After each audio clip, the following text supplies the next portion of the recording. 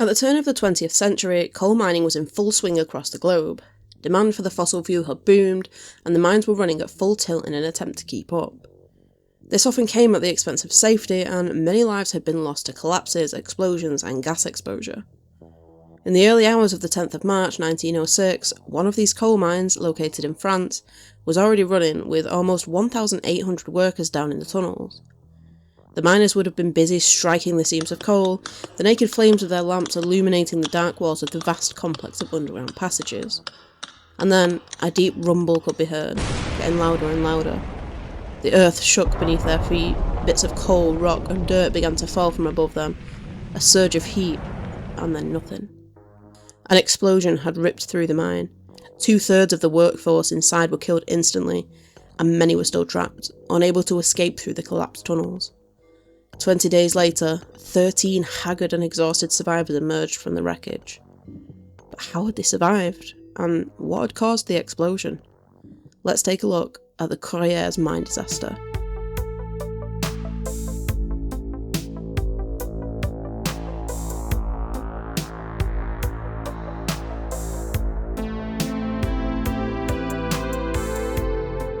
The mines got their name from the small town of Courrières, located not far from the city of Lens in northern France. These days, the land around the town is mostly used for farming, but before this, it was home to a large coal mining complex.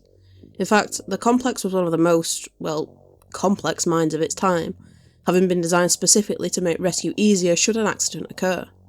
The different sections of the mine were all connected, the idea being that rescuers could enter the mine via its neighbour should an emergency situation arise. This change from the usual layout of coal mines came about due to a flooding incident that had happened in 1891, and while the new connected design worked well in cases of flooding, it unfortunately made things worse in this case, as we will discover later. As the tunnels got deeper and spread out farther from the original mine entrance at Courrières, several more shafts were dug, and with new shafts came new villages for the workers and their families to live in. Now, let's go back to the morning of the 9th of March 1906, the day before the disaster. At about 3 PM, a fire was detected 270 metres underground, in an area of the mine known as the Cecile Pit. The cause of this fire is unknown, but explosives were in use that day and many of the miners were still using open flame lamps, as they were just cheaper than the safety lamps and often provided better lighting. Either of these things could have easily caused a fire, but there is no proof of what actually happened. Whatever the cause, workers quickly made the decision to seal off the pit, which, in theory, was the best option. Starve the fire of oxygen, and it will go out. A mining safety delegate warned against sending anyone into the mines until the fire had been properly extinguished, but he was ignored. And when workers began filtering into the mine the next morning, the fire was still burning. See, coal seams are not smooth, they're rough, with cracks and fissures running throughout, and these fissures can sometimes act like pockets, creating the perfect place for flammable gases to pool. All it takes to ignite those gases is a single, tiny spark. And the results are explosive. It is assumed that this is what happened down in the Courrières mine. At about 7 AM, the fire hit a pocket of gas, resulting in a massive explosion, which then caused a chain reaction as more gas pockets were ignited in neighbouring shafts, fire and sparks being carried by the huge amounts of coal dust. Fire and smoke bellowed out of every entrance. Debris was blasted upwards with such force that the roof was blown clean off several of the mine buildings.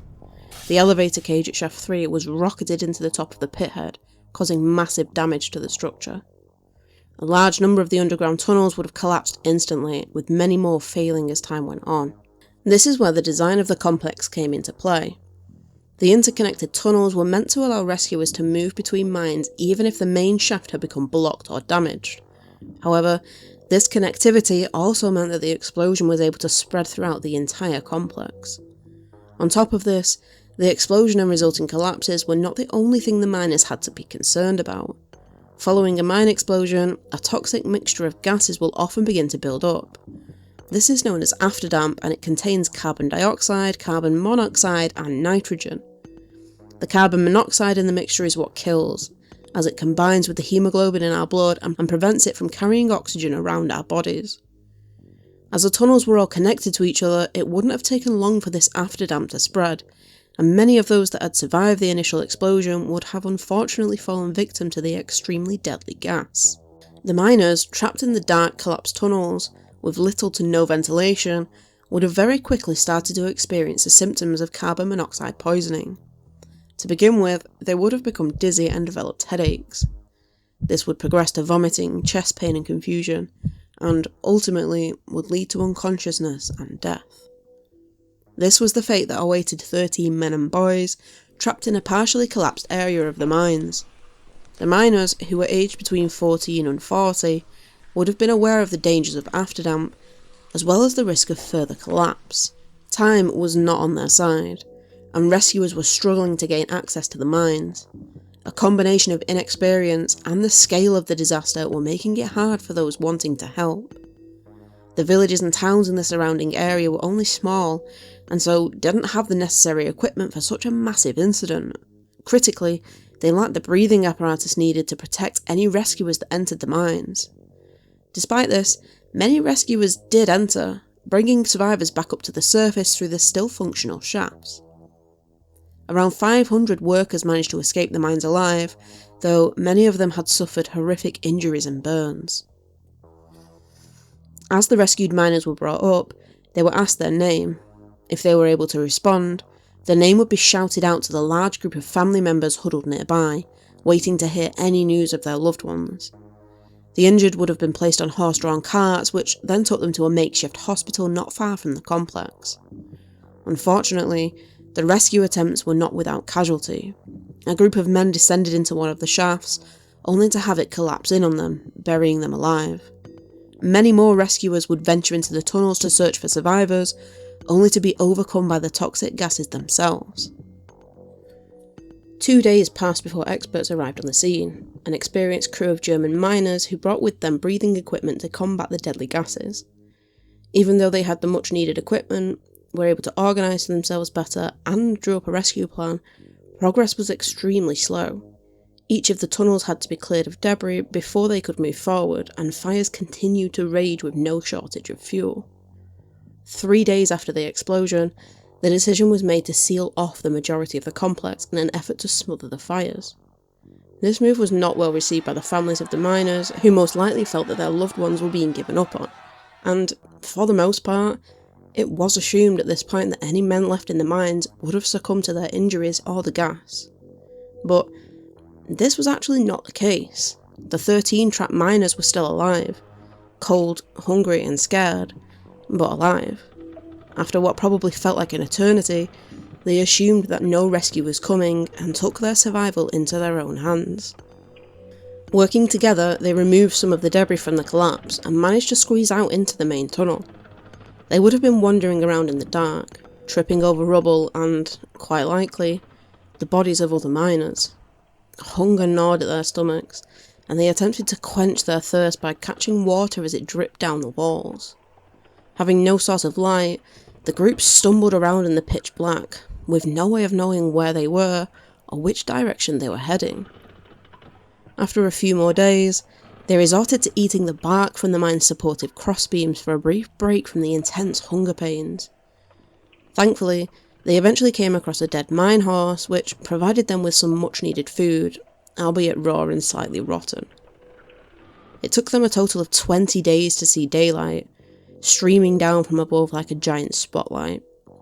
I can't imagine how relieved they must have felt when they first saw that light appear in the distance. I'm sure they even asked each other if they saw it too, not wanting to get their hopes up just in case they were hallucinating. They had come across one of the shafts that had survived the explosion, miles away from where they had been working almost 3 weeks prior. Thankfully, the site was still very active, and they were spotted by rescuers who quickly arranged for them to be brought to the surface.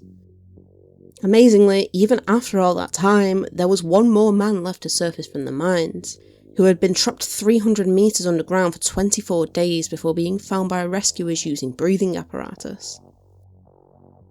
Out of the almost 1,800 men and boys that had been in the mine on that fateful Saturday, 1,099 never made it out. The first funerals were held on the 13th of March, just 3 days after the disaster. And sadly, Many of the victims' bodies were too damaged for them to be identified, and so they had to be buried in a mass grave. Long lines of coffins were carried through the streets towards the burial site, an unseasonal snowstorm adding to the bleak atmosphere. It took many weeks for the bodies of the deceased to be brought up to the surface, and the true number of dead may also be much higher than the official number, since it was very common at that time for there to be undocumented workers in the mines. For example, boys would often accompany their fathers to work, despite not being employed by the company. In the aftermath of the disaster, many miners went on strike, demanding better working conditions. This was largely in response to the rescue being cut short after only 3 days, as it was believed that the company was prioritising saving the coal seams over potentially saving more lives.